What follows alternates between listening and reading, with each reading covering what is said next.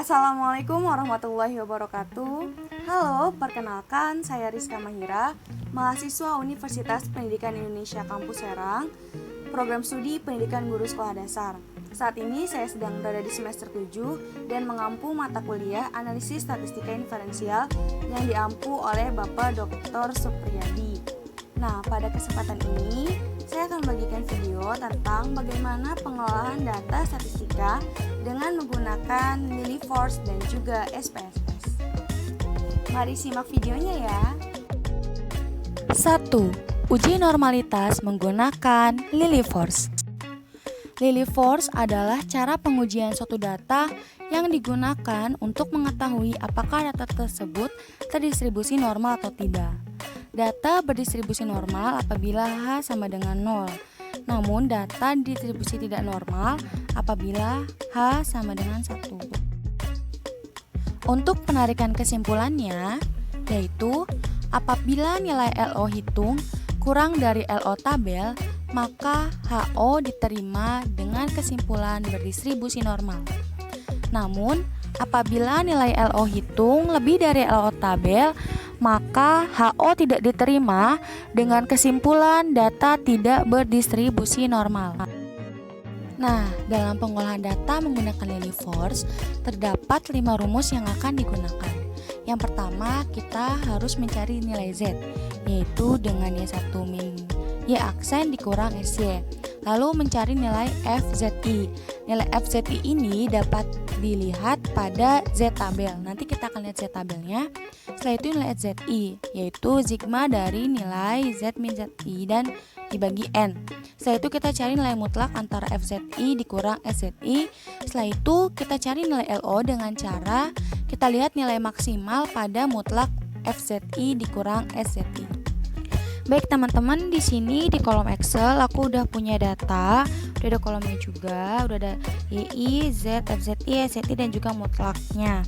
Setelah itu kita langsung cari jumlahnya dengan mengetik rumus sum sama dengan kita klik data yang akan kita cari jumlah, lalu kita enter, maka keluar hasilnya.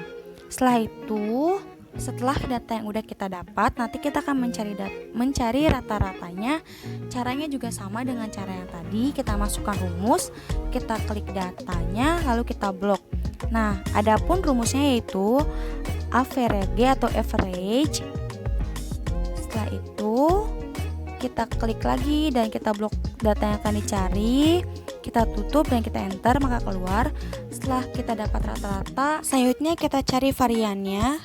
Masih menggunakan rumus sama dengan var. Nah, setelah itu tutup kurung, kita klik lagi data yang tadi.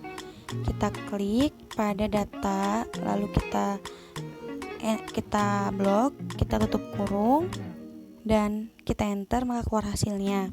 Nah, yang terakhir kita cari simpangan bakunya atau akar dengan menggunakan rumus sama dengan SQRT, lalu buka kurung. Setelah itu kita klik pada varian, tutup kurung lalu enter, maka kita akan dapatkan simpangan bakunya. Setelah kita dapatkan simpangan baku, selanjutnya kita cari nilai Z. Nah, untuk mencari nilai Z ini yaitu dengan cara data yang pertama dikurangi rata-rata lalu dibagi dengan simpangan baku, atau rumusnya sama dengan klik data pertama lalu kita kurangi dalam kurung dulu, klik data pertama lalu klik dikurangi, kita klik rata-rata. Setelah itu kita tutup kurung, lalu kita bagi menggunakan per dan kita klik lagi pada simpangan baku, lalu enter. Nah, sudah didapatkan hasilnya. Hal tersebut kita lakukan juga pada data kedua. Rumusnya masih sama dengan dalam kurung klik data kedua dikurangi dengan rata-rata.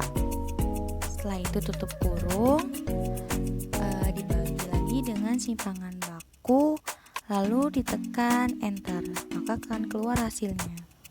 Nah, Hal ini kita lakukan juga untuk rumus ketiga dengan sama dengan dalam kurung buka kurung kita ketik data lalu dikurangi dengan rata-rata, setelah itu tutup kurung lagi dan dibagi dengan simpangan baku. Untuk mempercepat video, di sini sudah saya siapkan data yang sebelumnya saya hitung agar nanti di video ini tidak terlalu lama, tapi stepnya sama. Nah, teman-teman, di sini sudah saya masukkan data dari kopian tadi yang sudah saya hitung sebelumnya. Selanjutnya kita akan mencari nilai FZI. Untuk mencari nilai FZI, kita terlebih dahulu harus memiliki Z tabel. Jadi, yang saya isikan adalah hasil Z tabel tadi. Kita sesuaikan dengan nilai Z-nya. Ini 1, berapa nanti bisa dicek di Z tabel. Di sini saya sudah memiliki data ya dari hasil sebelumnya, jadi tinggal diinput saja. Nanti di akhir video akan saya tunjukkan seperti apa Z tabelnya.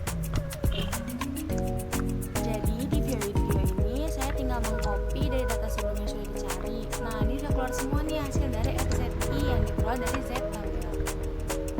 Selanjutnya kita akan mencari SZI.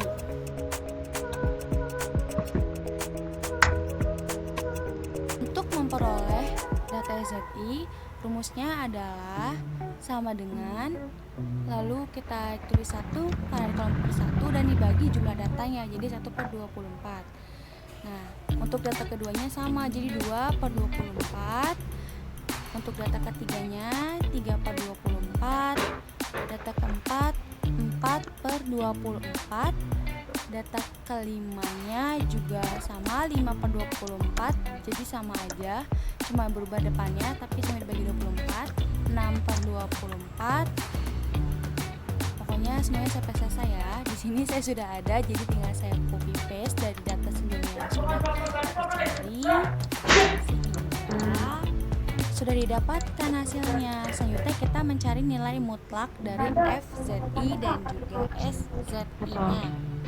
Nah, untuk mencari nilai mutlak, caranya adalah menggunakan rumus sama dengan ABS atau absolut.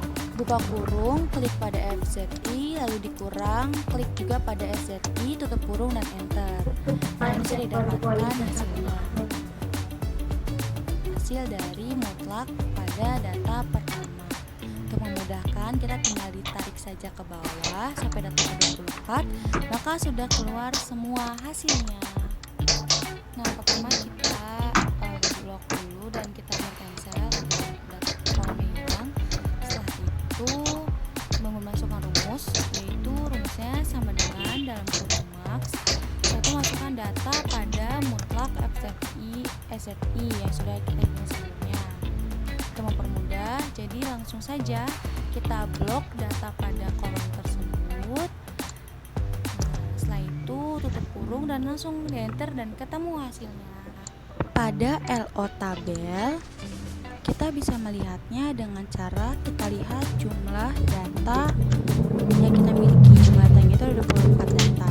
Lalu kita lihat pada tabel uji kritis L untuk Lily Force. Karena di situ tidak ada angka 24, kita cari yang paling mendekati yaitu ada 25. Nah, untuk L25 itu nilainya 0,173. Nah, sekarang kan kita udah dapat data semua nih, ada LO hitung dan juga LO tabel. LO hitungnya 0,178 dan LO tabelnya itu ada 0,173. Sehingga dapat diambil kesimpulan bahwa LO hitung kurang dari LO tabel karena 0,148 itu lebih kecil daripada 0,173. Artinya HO itu dapat diterima dengan kesimpulan bahwa data yang berdistribusi normal.